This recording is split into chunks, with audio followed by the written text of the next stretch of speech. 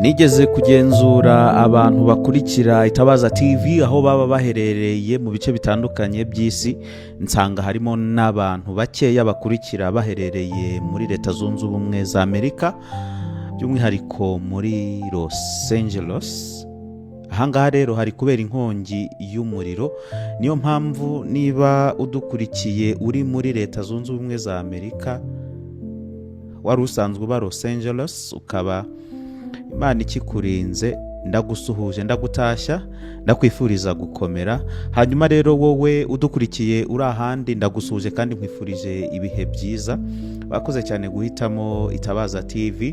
Urabyumva ko nanjye ntangiriye i Los Angeles, nuko kugeza ubu ngubu inkuru zigezweho mu bitangazamakuru bitandukanye, ibitangazamakuru byinshi, imitwe y'inkuru ku mapaje abanza, ku mpapuro zibanza, benshi berekeje kamera zabo, mikrofone zabo, amakaramu yabo, benshi ari i Los Angeles kubera ko hari kubera inkongi y'umuriro imaze igihe kirenga icyumweru, kandi kugeza ubwo nabaragiye inkuru n'ubu ngubu inkongi y'umuriro iracyakomeje. Kandi nakubwira ko abantu 25 bamaze kugwa muri iyi nkongi y'umuriro, amazu arenga 12,000 yarahiye, arasenyuka, arakongoka, kandi hegitari zirenga 60,000 zarahiye. Inkongi nini cyane yo muri Los Angeles ni igikorwa gikomeje kuba ku isi kandi kigatangaza isi muri rusange,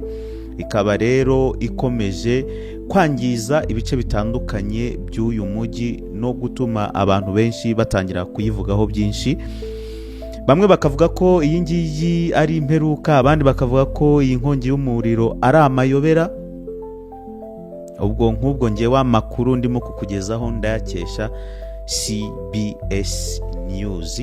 Iki kinyamakuru rero gikomeza gutangaza ko abaturage barenga 88,000 bo mu karere ka Los Angeles bamaze guhungishwa kubera izi nkongi z'umuriro. Ikindi nakubwira nuko hariho amabwiriza yo kuguma mu ngo hagati ya saa 12 z'umugoroba na saa 12 z'igitondo mu bice byibasiwe n'inkongi. Ntabwo nabura kukubwira ko kugeza ubu ngubu rwose Leta Zunze Ubumwe za Amerika zakomeje kugaragaza ko iyi nkongi y'umuriro irenze ubushobozi bwayo. Biratangaje kuba nk'igihugu gikomeye tuzi nka Leta Zunze Ubumwe za Amerika cyaremeye ko iyi nkongi irenze ubushobozi bwayo, kandi bikaba bimaze kugera aho iyi nkongi ifashe icyumweru cyose kirenga umuriro waka. Ikigo cy'igihugu gishinzwe ibiti n'inkongi y'umuriro muri Leta Zunze Ubumwe za Amerika kigaragaza ko kugeza ubu ngubu hamaze kwaka umuriro mwinshi, kandi hegitare 40 zirenga zarahiye, abantu 24 barapfuye, kandi amazu arenga 12,000 arasenyuka, arashya, arakongoka. Ni aya makuru rero atangazwa n'ikigo gishinzwe ibiti n'inkongi y'umuriro muri Leta Zunze Ubumwe za Amerika. Abashinzwe kuzimya umuriro bakomeje guhangana n'iyi nkongi, kandi bari mu bice bitandukanye by'uyu mujyi muri iki gihugu cya Leta Zunze Ubumwe za Amerika. Inkongi ikomeje kwibasira amazu n'imitungo, harimo naho abahanzi n'abantu bafite amazina azwi akomeye mu gihugu cya Leta Zunze Ubumwe za Amerika bari basanzwe bakorera banaba nko muri Hollywood. Twabibagejejeho mu nkuru n'ibiganiro byacu biheruka. Ibikorwa byo kuzimya umuriro birimo gukorwa, ariko kugeza ubu inkongi iracyagoye, kandi ikigaragara cyo nuko bitangazwa ko kuyigenzura bikomeye, ariko ingamba zirimo gufatwa mu rwego rwo kugira ngo iyi nkongi y'umuriro abantu, abayobozi, abategetsi barebe ko iyi nkongi y'umuriro yazima. Nubwo ariko yenda abantu batandukanye n'ibitangazamakuru bimwe byakomeje kuvuga ko kugeza ubu ngubu hataramenyekana icyateye inkongi y'umuriro. Muri iki gihe Los Angeles hakomeje kuba iki kibazo hari bamwe bavuga ko ari ibyaha bitandukanye bikorerwa muri uyu mujyi, kandi bamwe bavuga ko ari umujyi ukorerwamo ibyaha biri ku rwego rwo hejuru bikomeza kwiyongera, bityo bigatera gusubira inyuma no guhakana Imana kw'ababa muri uyu mujyi. N'ayo makuru muri rusange naba nkugejejeho, cyangwa amakuru agezweho ajyanye n'ibiri kubera muri Los Angeles. Ariko rero nk'uko byahangayikishije isi yose muri rusange, ntabwo byabujije n'itorero ry'Abadiventisti b'umunsi wa karindwi kugira icyo babivugaho. Nk'ubu umuyobozi mukuru w'itorero ry'Abadiventisti b'umunsi wa karindwi ku isi ni Dr. Pastor Ted Wilson. Nawe yagize icyo avuga ku nkongi y'umuriro iri kubera muri Los Angeles mu burengerazuba bwa Leta Zunze Ubumwe za Amerika. Akavuga ko rero uyu muyobozi w'itorero ry'Abadiventisti b'umunsi wa karindwi ku rwego rw'isi yose atangaza ko ababajwe n'ibiri kubera muri Los Angeles n'inkongi y'umuriro ikomeje kuba Los Angeles no mu bice by'uburengerazuba bwa Leta Zunze Ubumwe za Amerika, cyane ko iri torero ry'Abadiventisti b'umunsi wa karindwi rihafite icyitwa conference, cyangwa icyo twagereranya n'ibyo abandi bita diocese. Mu butumwa yashyize ku mbuga ze nkoranyambaga zirimo Facebook na Instagram, Pastor Ted Wilson yihanganishije cyane imiryango imaze kubura abayo biturutse kuri iyi nkongi y'umuriro ikomeje kubera ahangaha. Mu magambo ye yaravuze ati, twese twarumiwe kimwe n'abandi kubw'ibyabaye n'inkongi y'umuriro idasanzwe yibasiye Los Angeles no mu karere ka Southern California. Ahangaha rero niho hari konferanse y'itorero ry'Abadiventisti b'umunsi wa karindwi muri ako gace k'uburengerazuba, kandi avuga ko itorero ry'Abadiventisti b'umunsi wa karindwi rihangayikishijwe n'abantu baburiye ababo bakanabura ibyabo bitewe n'iyi nkongi y'umuriro idasanzwe.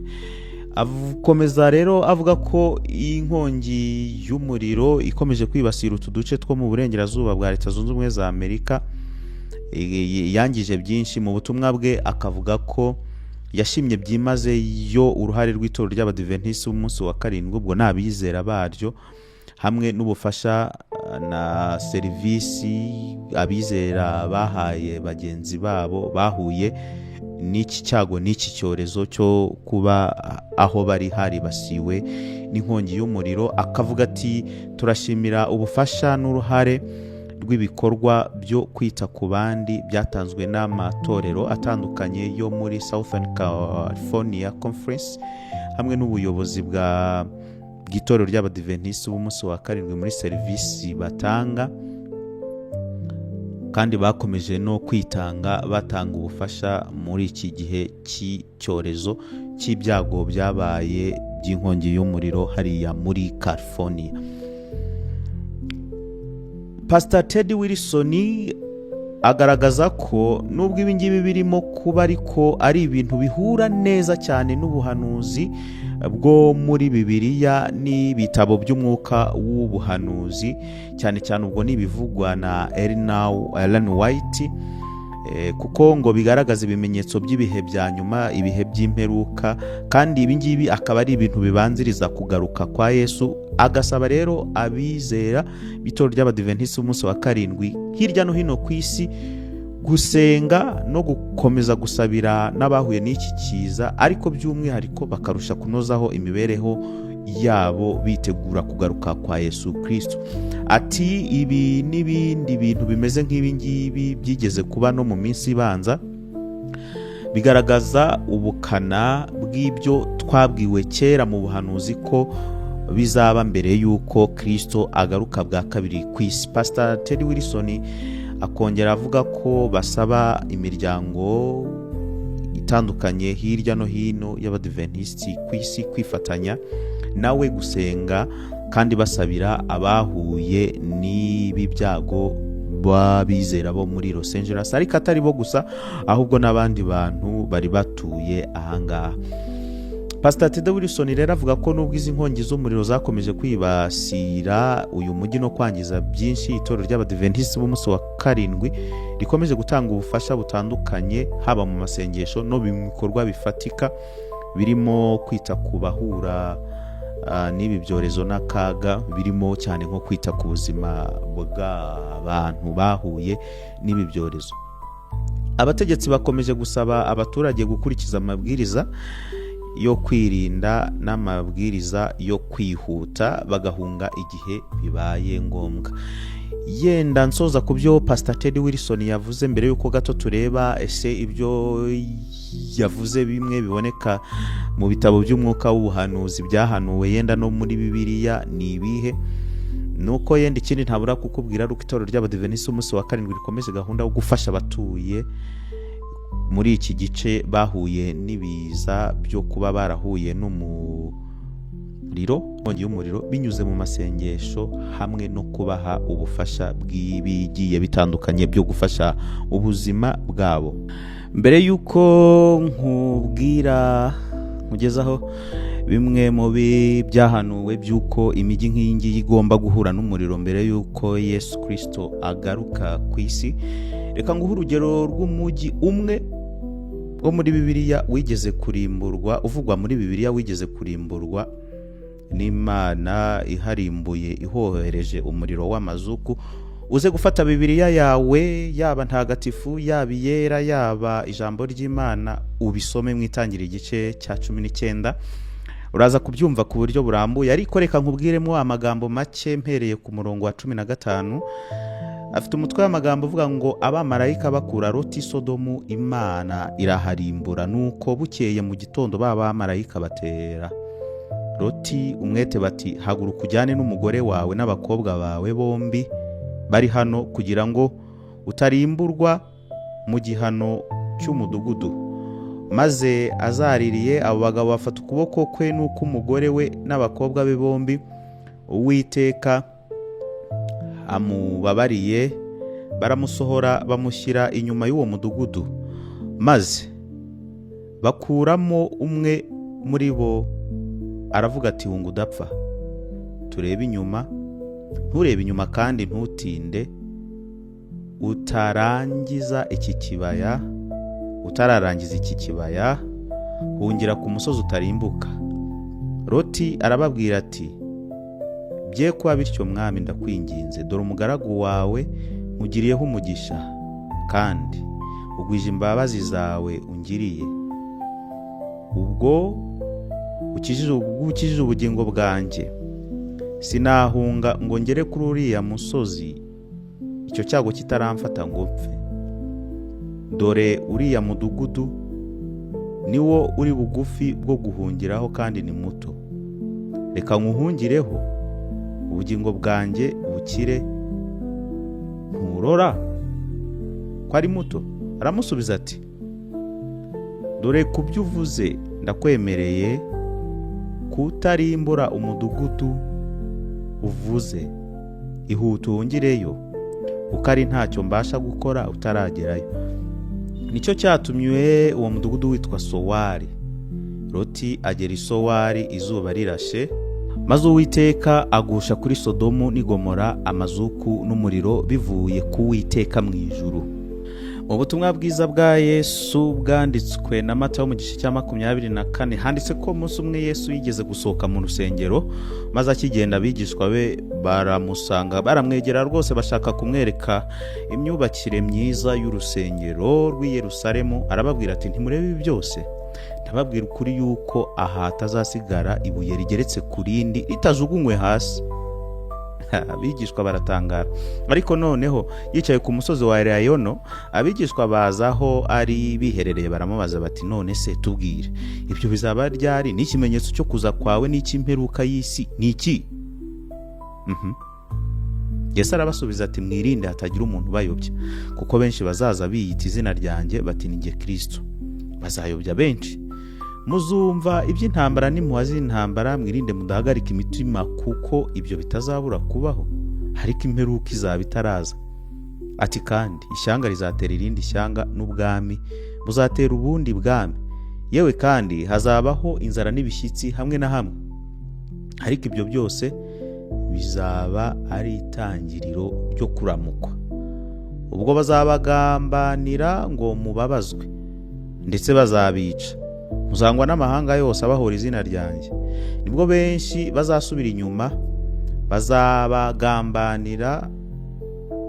bazagambanirana bangane, n'abahanuzi benshi b'ibinyoma bazaduka babye benshi, maze kuko ubugome buzagwira, urukundo rwa benshi ruzakonja. Ariko rero uwihangana akageza imperuka niwe uzakizwa, kuko ubutumwa bwiza bw'ubwami buzigishwa mu isi yose, ngo ubuhamya bwo guhamiriza amahanga yose nibwo imperuka izahera ko ize.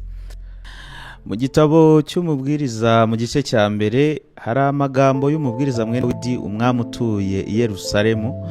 Umubwiriza aravuga ati, ubusa gusa, nta kamaro, byose ni ubusa. Umuntu agakorera byose akiri mu isi, hanyuma bikamumarira iki?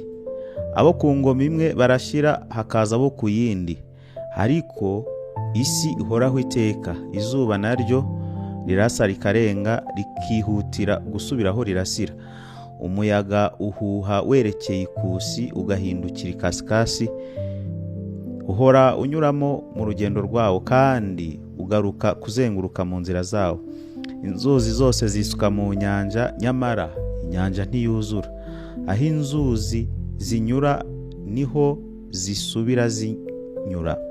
Ibintu byose bifite umuruho mwinshi utavugwa. Ijisho ntirirahaga kurora, n'amatwi ntarambirwa kumva. Ibyahozeho nibyo bizongera kubaho, kandi ibyakozwe nibyo bizongera gukorwa. Nta cyahindutse mu isi y'ijuru. Mu gitabo ibyaduka byo mu minsi y'imperuka, abandi bakita ibibaho mu minsi y'imperuka, reka turebemo ibyahanuwe bijyanye n'iyi nkongi y'umuriro, ariko turasa n'abahereye inyuma. Hari igihamya cya 379 kivuga ngo mu migi niho hirundanyirije urukurikirane rw'ibinezeza no kwishimisha. Ababyeyi benshi bahitamo gutuza abana babo mu migi, biringiye ko ariho bagiye kubageza ku byiza bikomeye. Babyihana imburagihe, kandi bakicuza ifuti ryabo rikomeye cyane. Imigi ya none iri guhinduka vuba cyane nka Sodoma na Gomora. Iminsi myinshi y'ibiruhuko ihembura ubunebwe. Imikino ikangura abantu kujya mu byumba byerekanirwamo ibirangaza by'ikinamico, kujya mu masiganwa, amazu y'imikino, ibinyobwa n'imyidagaduro. Ibyo bikangurira irari ry'uburyo butandukanye ku rwego ruheranije. Abasore batwawe n'umuvumba rusange. Neretswe ko, cyo ni igihamya cya 380 kivuga ngo neretswe ko imigi izuzuramo urudubi, guhohotera abantu no kugira urugomo, kandi ko ibintu bizarushaho kwiyongera kugeza ku iherezo ry'amateka y'isi. Ahantu hose mu isi imigi niryo ndiri y'ikibi, hose uzahabona ibirangaza bibi gusa, ukumva n'urusaku rwabyo gusa.